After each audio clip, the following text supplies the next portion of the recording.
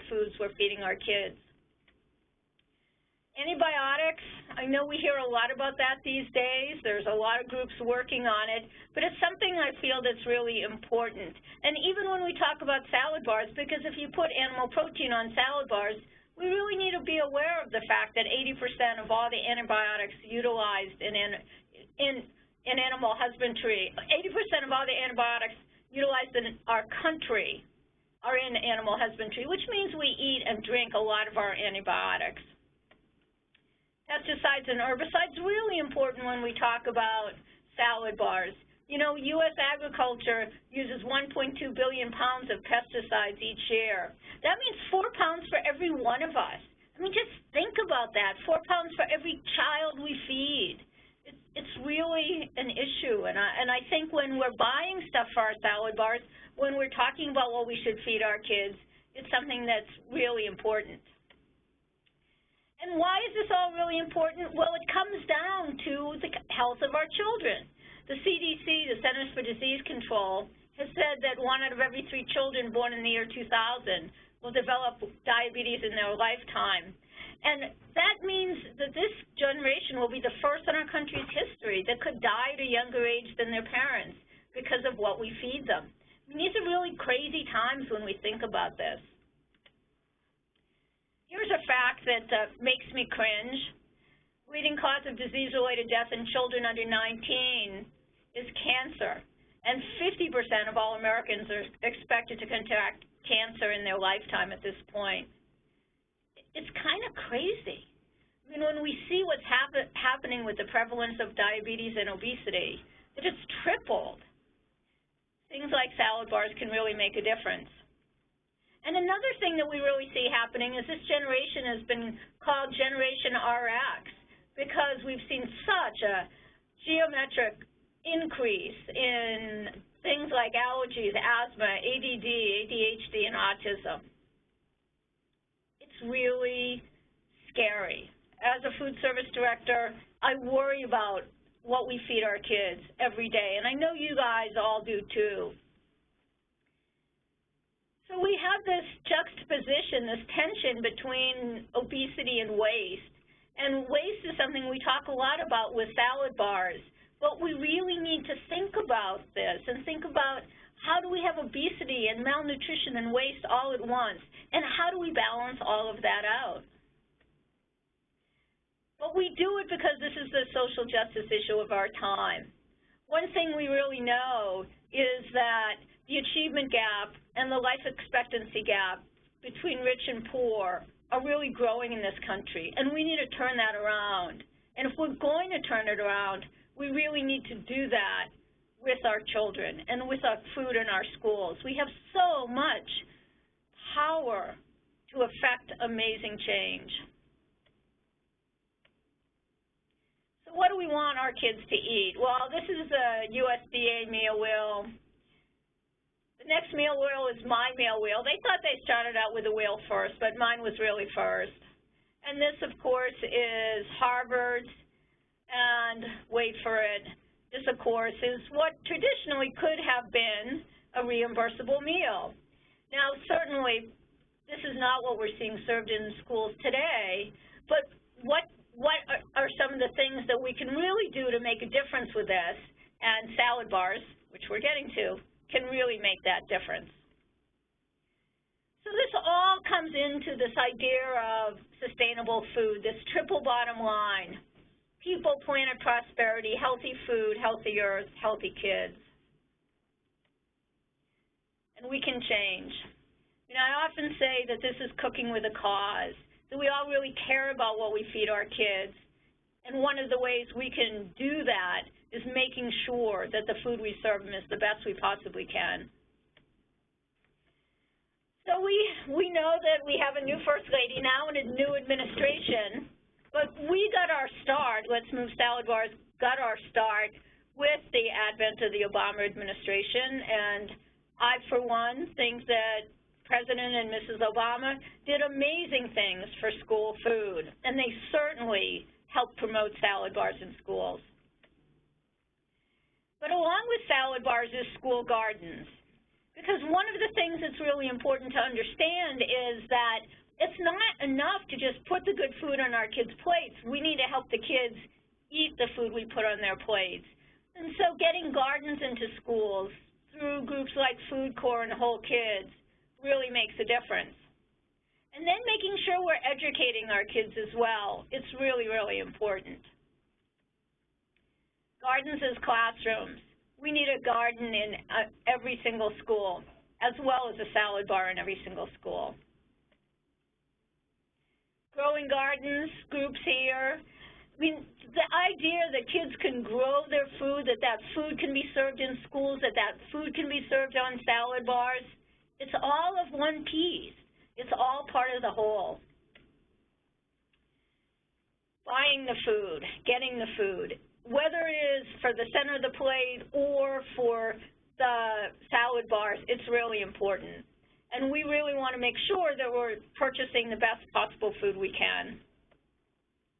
You know, farm-to-school programs help. They really help with salad bars.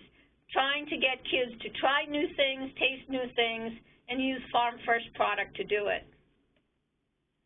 And we need to cook.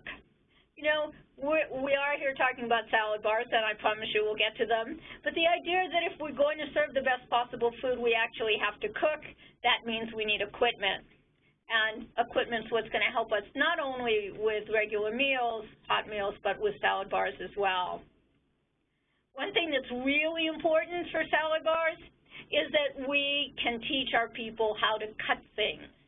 Professional development, which is, of course, what we do so much of, all of us, but making sure that our cooks know how to cut, that they have good knife skills, that, frankly, we have knives and we have cutting boards, and that when we're cooking, we know how to temp things. All of this is part of being able to move our school food to a higher level. You know, one of the things I hear often is, well, it's too hard to get kids through the salad bar because we have to make sure they have the right amount on their plate. One of the things we do, as you can see in this poster, which is up in all of our schools, is try and really show the kids what that looks like. And we've even gone so far now as to actually put out plates of the food so they see what a half a cup really looks like. So let's move on to salad bars. The Let's Move Salad Bar program, and these numbers are a little behind from where we are today.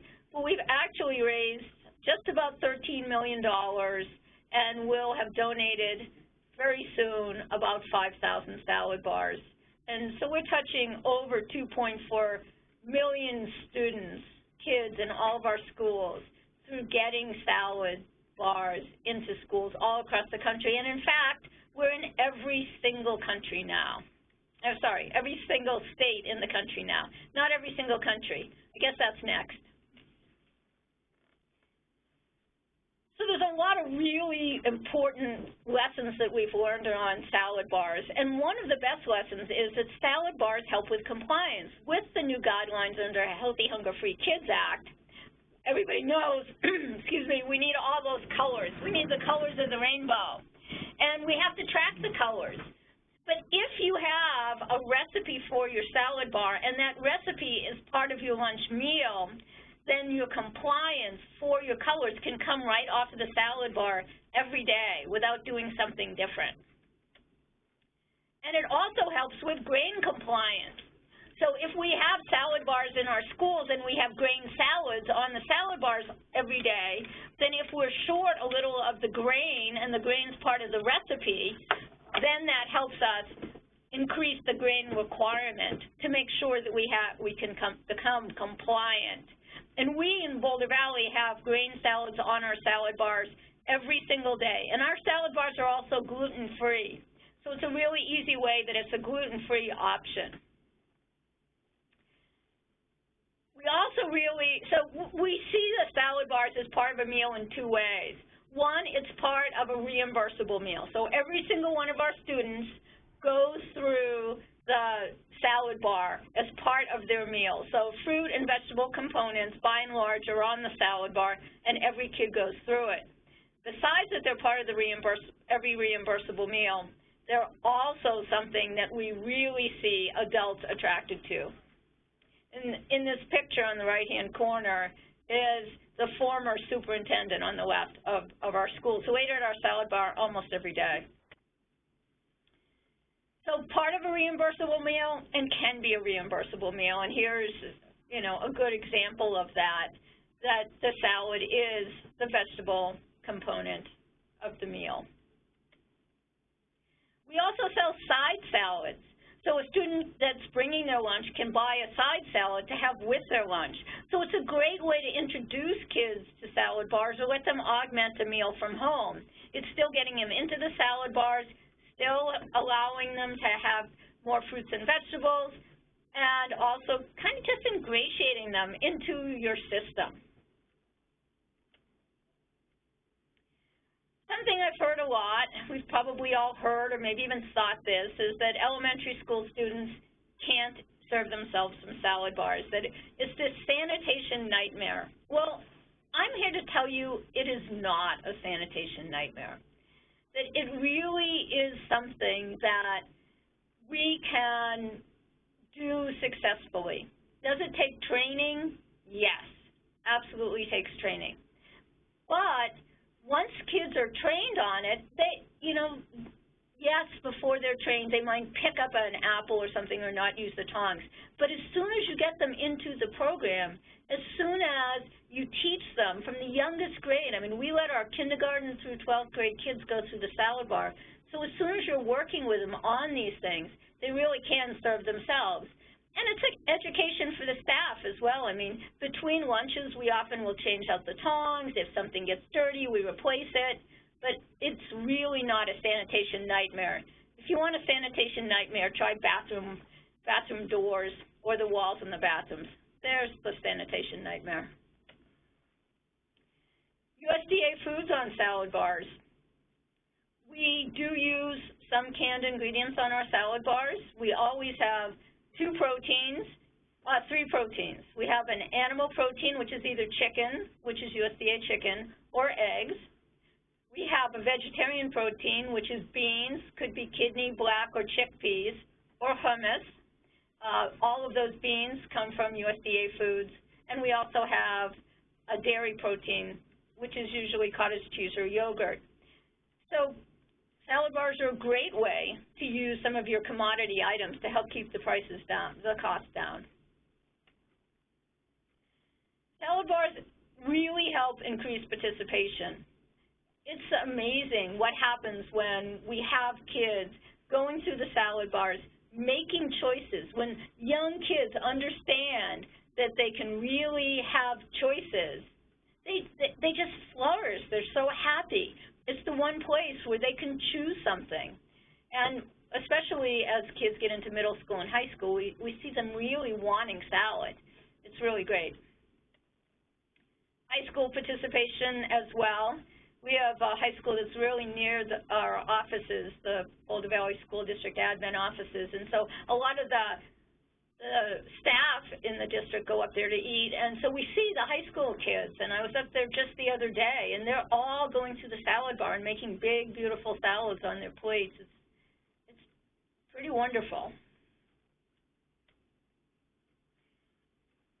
So I want to, again, as we're moving through this, just say if you have questions, you could be typing them in. We'd love to have questions so that, it's not just me talking about these things, but that what I say can be geared towards some of the things that you'd really like to be learning about. So this picture on our right is a typical salad bar in the school district. And sometimes, as I said, this one doesn't have commodity stuff on it. It depends on the time of year. Oh, well, I guess we got beans on that one. And then what a great picture of this kid on the left with his salad. Besides actually putting the salad bars in the schools, we do a tremendous amount of marketing around it. So one of the things we do is salad bar tastings. And we have Harvest of the Month cards, and these 5 little girls have cards, and they're vegetable cards and farmer cards, kind of like trading cards. There used to be baseball cards, maybe there still are, but in this case, what we really want to do is promote the vegetables that are being served and the farmers where the vegetables came from when that's appropriate. We also put garden produce on our salad bars, school garden produce. So when our schools are harvesting and they have more than the kids are just kind of eating in the gardens, then we put that food on the salad bars. And that's really great. I mean, then we make kind of a big deal about it. We tell all the kids that the lettuce or the cherry tomatoes or the cucumbers came from their own salad.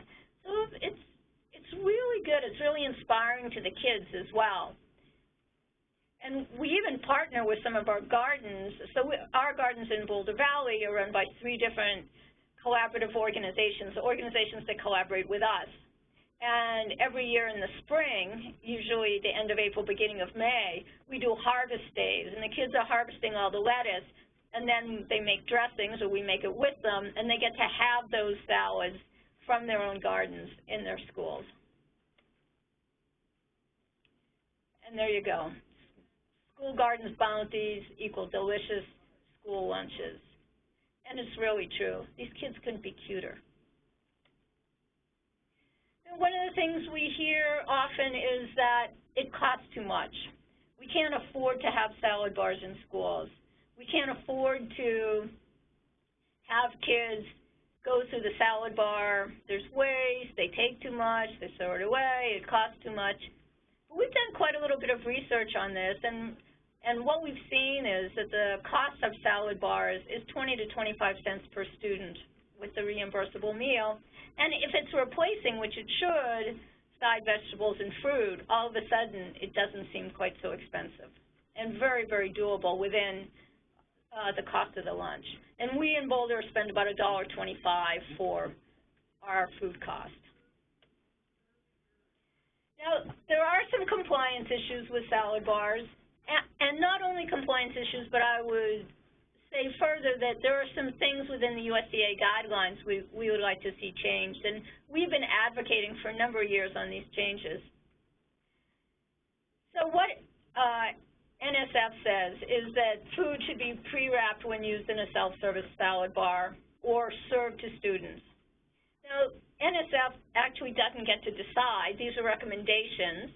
We have heard as we travel across the country and as we survey school food service directors and nutrition services directors that their local county, city, sometimes state health departments are using this compliance email that has gone out to say, well, you can't have open salad bars, you can't have self-serve. Well, that's not true. This NSF document that has been often quoted is not regulation. It's suggestion. It comes from NSF, not the USDA. The USDA sent out a letter as recently as December that again encouraged the use of salad bars.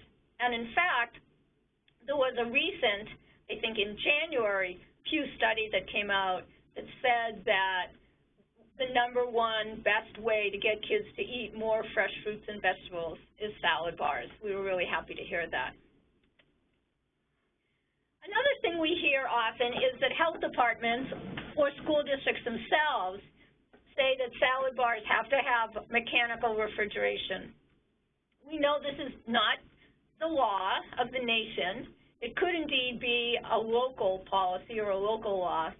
But one of the things we did when we heard some pushback on this was we went back to the manufacturer, excuse me, that Let's Move uses, which is Cambro, and said we need a cold retention test done by a third-party audit. And so you can see here in front of you that these cam chillers, which are on the right in this photograph, which is what we use here in Boulder, will keep food up to 4 hours, and this is verified by third-party verification. So, you know, most, maybe even all lunch periods are less than 4 hours, but certainly the majority. And we've had absolutely no problem. We've gotten, in fact, all of our schools have been health inspected this year already, and we had not one single issue with our salad bars in any of our schools. And in fact, most of our schools got 100%, I'm happy to say. But one of the things that you really need to do when you're starting to move towards these kind of changes, and especially as regards regulation, is you have to have a little HACCP plan. And in your HACCP plan, you have to have an SOP. So, you know, just as simple as that, make sure that all items held on salad bars are protected from contamination and that they're being monitored. I mean, that's really all you have to do is put something really simple as an SOP to say that, you know, we're protecting the food from contamination and we're going to monitor it. So that's what we do. A thing that's really great to do if you're looking to put in salad bars and you want to make sure that your school district can roll them out and that you have support is to put it in your wellness policy. So our wellness policies actually state that we have salad bars in all of our schools, and that's an important part of our meal. And since all the wellness policies, now that we're on the 3-year cycle for CRE, if you haven't been updated, it's a great time to do that. So the Chef Ann, Let's Move Salad Bars to School program is part of the Chef Ann Foundation program. And the Chef Ann Foundation is the overarching umbrella organization. And we run all of the different programs. The one today we're talking about is Let's Move Salad Bars to Schools, but we run other programs as well. Probably the premier thing that we do is the lunchbox. And the lunchbox has all the tools that you need, and I'm going to actually show you that in a minute. All the tools you need to be able to do salad bars. We have our salad bar recipes, our dressing recipes. We also have an entire manual on salad bars. We have our rainbow days, and everything you need to do all the tools you need to be able to do a successful rainbow day is on the lunchbox. And rainbow days are when we go into schools, and we do it with every school in the district twice a year, especially in elementary schools, and allow every single student, whether they bought their lunch or brought their lunch, to make a salad. And as long as they have 4 colors and eat it, they get a sticker. And, of course, the sticker looks like the little Make a Rainbow, ate at the salad bar today on the left-hand corner of that poster. And, of course, little kids love stickers. I mentioned the Lunchbox Manual, and this is what it looks like, the Lunchbox Guide. It's an entire guide in how to set up a salad bar, what you need to think about from sanitation, how you do the ordering, how you do production records, how you figure out costings. It's all right there. So I recommend you go to the Lunchbox and check it out. Another program that we're running right now is Project Produce, and we really do understand that if we want kids to eat more fresh fruits and vegetables, we really need to spend time with them. We need to do tastings. We really need to work with them on what's on the salad bar so they're not just making a pile of carrots and ranch dressing. So Project Produce is a granting program through the Chef Ann Foundation where we grant schools $2,500 per school, up to 10 schools per district, to do fruit and veggie education in your schools. So if you haven't checked that out on our website, you should. You know, child nutrition reauthorization, we all know we're 1.5 years behind, and we all know we have to keep working on that. And we all know that it's really important not to allow the regs to be rolled back and to make sure we have strong, strong, strong support going forward. So we do all this, you know, I say this, you know, really, really often, is that it's really important that every child has healthy, delicious food in school and no child is ever hungry. I know we all know this, and I know we all think about it, and it's really why we do what we do. So before we go to Q&A, what I'm going to do is take you on a little tour of where you can find all of this information on the lunchbox. So hopefully this will work. Okay. Oh, there we go. Look how great that looks. Okay, so we're now on the lunchbox. We're live on the lunchbox, and you can see that this is what the front page looks like, and Okay, sorry, we're having a glitch. What do I do? I'm sure, so I thought I was sharing my screen, everybody, so. Oh, here again.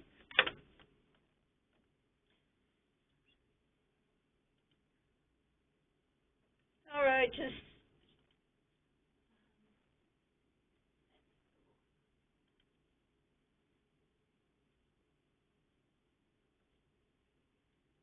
Okay, now you can. Okay, did we fix it? All right, sorry about that. You know, all this technology. Okay, so now you can see the lunchbox. Sorry. And you can see that we have all this on the menu. The lunchbox has recipes. We have over 220 recipes on the lunchbox, and we're putting up 50 new ones in the next couple months, and then 20 for the beginning of school next year. But today we're talking about salad bars. So here's where all the salad bar information is. And you can see we have a little menu bar here.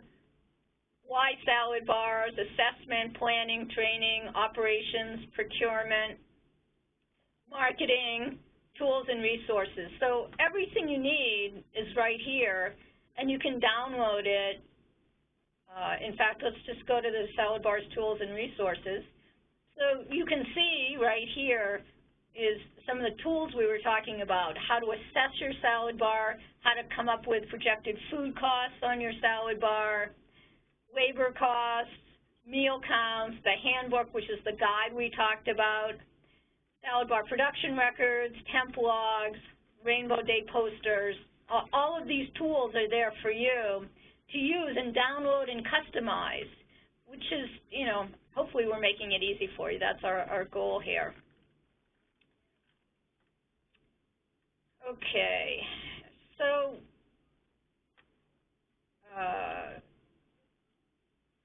why salad bars? Again, it kind of takes you through a lot of the things that you've heard today. And procurement on salad bars, we talk a lot about how to do it, food cost forecasting, there's a case study in there, and vendor relationships. So I highly recommend that you really do go to the Lunchbox website and look at some of these tools. And the other website that you saw the front page of is the salad bar website. And you can go here as well. If you know anyone or you yourself want to get salad bars donated, this is where you go to apply. And there's lots of information here, and the tools, you can go from this site to the Lunchbox site as well. So you can go back and forth.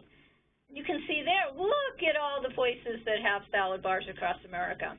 So the darker dots are already funded, and the lighter dots have applied, and we're hoping to fund soon. So with that, I think we're going to have some questions here, and I'm just moving towards the question screen so I can answer some. Okay, so the first question says, our food service director is worried about portion control and making sure students are getting the right amount of veggies, fruits, proteins within compliance. How do you make sure this happens without slowing down the line? You know, what we really do in this situation is it's training. As I mentioned earlier in my presentation, we have posters. We have posters of what a salad looks like, what a complete side salad looks like, what a half a cup looks like, and we just make sure our kids are getting it. I mean, it doesn't necessarily slow down the line, although we definitely need education as we're going through the process. Let's see here.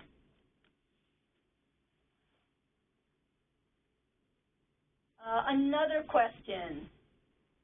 Are the posters the main educational materials you provide for students to know what to put on their trays? I mean, we use posters for sure, but the main education is really with interaction with the students. We talk to our students. We explain it to them. And what we do with young kids is, with the kindergarten kids that go through the salad bar, they all go through the salad bar, the teachers at the beginning of the school year go through the salad bar with them and really help them understand what they should be taking. So the really what we have is interaction. That's the most important thing.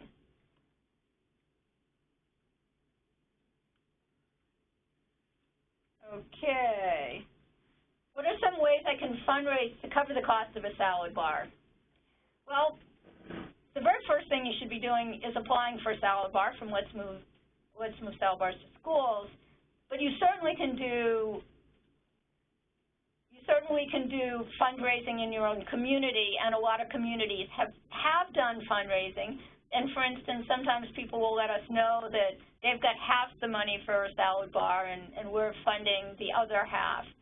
A lot of fundraisers we do here in Boulder, we don't do cookie sales and things like that, but a lot of the fundraising we do is within the community. So we'll go to community businesses and say, hey, would you like to donate to whatever the thing we need is? And I think that's a really good way to do it.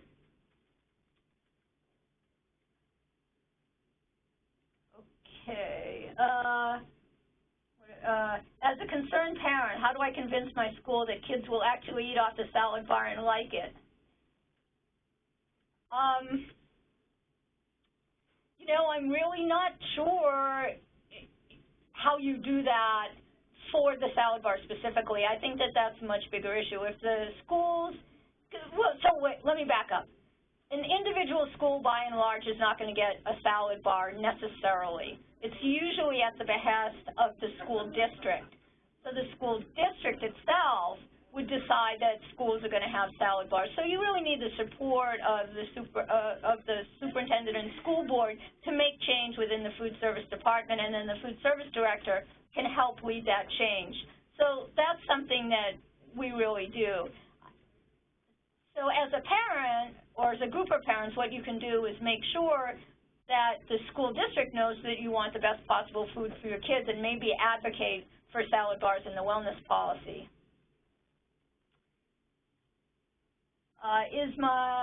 So there's another question, is the USDA cottage cheese brown box or diverted? I don't know that the USDA does that. I mean, we buy our cottage cheese through our milk company. I would assume that either through your broadline distributor or your milk company is where you would get something like cottage cheese. Let's see, other questions, all of you out there. Okay, here's the next question. How do I begin training my staff to prepare fresh produce when they are used to our heat and serve operation? Well, it's, you know, taking baby steps. It's one step at a time. It's really thinking through what it is you want them to do. And one of the things I'll tell you honestly, we started with salad bars in Berkeley when I was there originally. I started in 2005 as the Food Service Nutrition Services Director in Berkeley. And the first year when I instituted all salad bars, I bought all pre-cut produce. I'm here to tell you, I did that because it was a way to get the produce onto the salad bars, get all of the staff sort of calm down about the salad bars, getting the kids interested in eating off the salad bars, and then little by little we took one thing at a time. So we bought some, you know, fairly small, not home models, but not huge food processors, and we started grating our own carrots. And then we bought cucumbers and started slicing our own cucumbers with the food processors.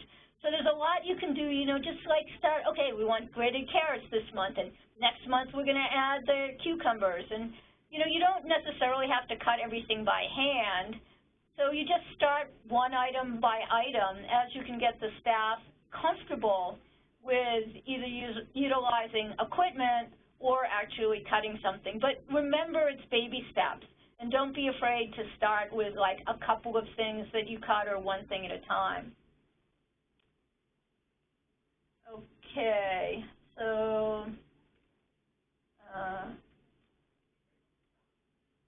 are there any specific requirements to be eligible for a salad bar and a due date for the application? The applications are ongoing, so at this point there's not a specific time. We do grant applications and fund them in order. So there are some requirements that you need to fill out the application, all of those, the applications on the Let's Move website. And then once you've got a filled out application and once you've filled everything out, and we'll send you a letter that says that you have been accepted into the program, and then we look for funding. So sometimes, including this just happened recently, there are certain times of the year when some of our funders give us a large chunk of money, and then we can donate a bunch of salad bars. And other times they come in slowly. So you just kind of get in line, and we donate the salad bars as quickly as we can. Instead of interacting directly with students in the lunch line, will you provide one or more classes to students? You certainly could. I mean, one of the things we do in the school district, in my school district, is we do 200 events a year in the cafeterias. We do rainbow days, Iron Chef competitions, food tastings, cooking classes, chef demos. But those may not be specific classes, but we're in the cafeterias talking to kids. So perhaps in that case, we'll go over to a whole table of kids and say, hey, have you been to the salad bar? And, look at that portion. Are you going to eat all of that? Should it be smaller? But you certainly, if you have the ability to go into your cafeterias, go into your classrooms, that would be a great place to start. I also really recommend bringing the kindergarten kids into the cafeterias and getting them started with the salad bars, even if it's on a special day or a special time. I think that that's really helpful. So I think that that's all of the questions. If anyone has any last-minute questions, you can quickly type. And while we're seeing if anybody types anything else, I want to, again, thank you so much for coming to our salad bar webinar. I want to thank our sponsor, Lifetime, for sponsoring our webinar. I want to remind you all that this was recorded and that the recording is available. If you have other people on your staff that want to listen to it, you can do that as well. And visit the lunchbox. Come often, find things you like. If there's anything you think we need more of, please let us know. Okay, another question just came up. What do your place weight studies show in places that have salad bars implemented? How much is going into the trash? So I think that this is a school-by-school issue. I will tell you that we have signs, and you can get them, and we talk to kids about this all the time, but on the lunchbox where I was showing you where all the tools were, we have signs, eat what you take what you eat, and we have signs that show the portion sizes, and we really work with the students and really talk to them about waste and taking the right amount of food. We also let our kids go back to the salad bar, so we try and get them to take less on the first pass-through, and we let them come back. So I don't have an exact number for you, but I will tell you that our waste has been reduced significantly over the years that we've had the salad bars. I think that's our last question. Oh, there's one more question. Hang on. I hear in my ear that there's another question coming. Can you talk more about crediting the components on the salad bar to complete a meal from the line? Yes. So here's the things that you really need to know. That you could use a salad bar in place of 100% of your fruits and vegetables. As long as you have a recipe and the salad bar guide tells you how to write the recipe, how to come up with the production records to write the recipe. Once that recipe is written and it becomes part of the recipe for every single meal you serve, then the credits from the colors on the salad bar can credit for all your fruits and vegetables. Now, you have to make sure that the kids take at least half a cup of fruit or half a cup of veg, but it's credited that way. And of course, you have to offer a cup, but they have to take it.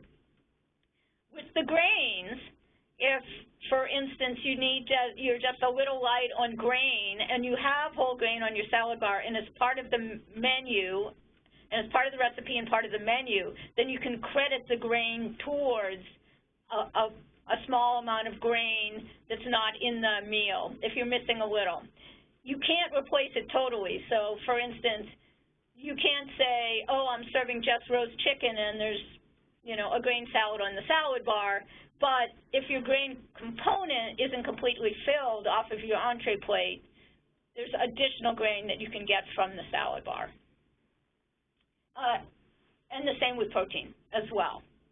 So with offer versus serve, for instance, if we are doing an offer versus serve and the kid didn't take quite enough protein off of, or they didn't get quite enough cheese on their pasta, for instance, then they could get some other protein off the salad bar to finish their complement of protein for compliance. And that's it. Again, thank you very much. I hope this has been helpful. Please let us know and come and visit us at the lunch box.